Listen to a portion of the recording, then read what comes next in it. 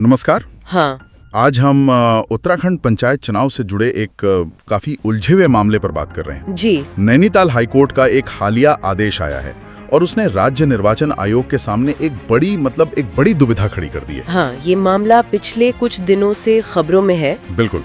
तो हमारे पास इस पर कुछ खबरें हैं और आज का मकसद है इस पूरे मामले को समझना कि आखिर ये मुद्दा है क्या, हाईकोर्ट ने क्या कहा और निर्वाचन आयोग के लिए अब आगे की राह इतनी मुश्किल क्यों हो गई है। हाँ, इसे समझने की कोशिश करते हैं। शुरुआत एक दिलचस्प सवाल से करते हैं। क्या हो अगर किसी का नाम दो अलग अलग वोटर लिस्ट में हो? यही सवाल उत्तराखंड में पंचायत चुनावों के केंद्र में आ गया है। ठीक है, तो चलिए इसे खोलते हैं। जी, तो देखिए, मामला ये है कि हाईकोर्ट में एक जनहित याचिका दायर हुई। हाँ, PIL जिसे कहते हैं। हाँ, PIL। इसमें कहा गया कि कुछ मतदाता और कुछ प्रत्याशी भी ऐसे हैं जिनके नाम नगर निकाय और पंचायत शहरी और ग्रामीण दोनों की वोटर लिस्ट में शामिल है। अच्छा। और कुछ ने तो सुनने में आया है निकाय चुनावों में वोट भी डाला है, जबकि नियम तो साफ है, एक व्यक्ति दो जगह वोट नहीं दे सकता। बिल्कुल, ये तो एकदम बेसिक चुनावी नियम है। तो इस पर हाईकोर्ट ने फिर राज्य निर्वाचन आयोग से जवाब मांगा होगा। हाँ बिल्कुल, आयोग से पूछा गया। आयोग ने बताया कि उन्होंने जिलाधिकारियों को एक सर्कुलर भेजा था, इस पर राय मांगी थी, लेकिन कोई स्पष्ट जवाब नहीं मिला उन्हें। अच्छा, तो DM से क्लैरिटी नहीं मिली।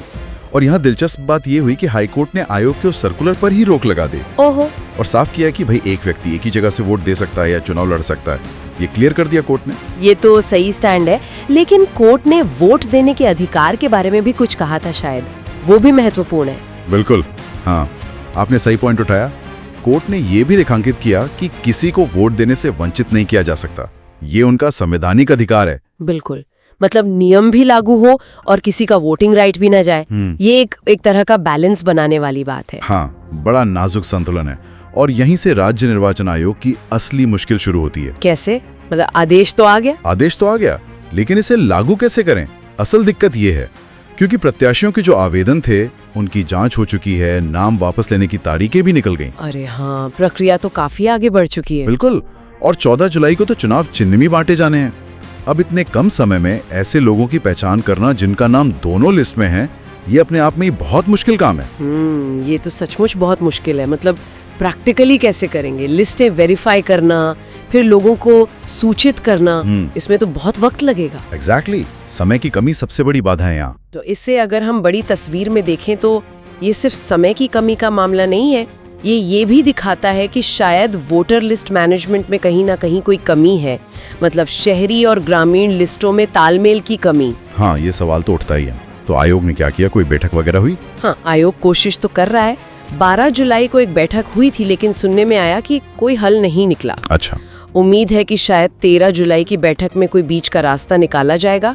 राज्य निर्वाचन आयोग के जो सचिव है राहुल कुमार गोयल, उनका बयान आया है कि उन्हें हाईकोर्ट के आदेश की कॉपी मिल गई है और उसका अध्ययन और कानूनी परीक्षण किया जा रहा है। उसके बाद ही वो आगे की कार्रवाई पर फैसला लेंगे। अभी वो भी देख रहे हैं कि क्या किया जा सकता है, लीगल ऑप्शंस वगैरह। जी। लेकिन समय तो जैसा आपने कहा तेजी से निकल रहा है, चुनाव की तारीखें नजदीक हैं। बिल्कुल। तो अगर हम इसको समेटें, जो मुख्य बातें हैं, पहला तो ये कि मतदाताओं और प्रत्याशियों का नाम दोहरी वोटर लिस्ट में होना, निकाय और पंचायत दोनों में। हाँ, ये कोर इशू है। और दूसरा, हाईकोर्ट का वो स्पष्ट निर्देश कि एक व्यक्ति एक वोट या एक उम्मीदवारी का सिद्धांत लागू हो। लेकिन साथ ही वोट देने के संवैधानिक अधिकार का भी हनन न हो।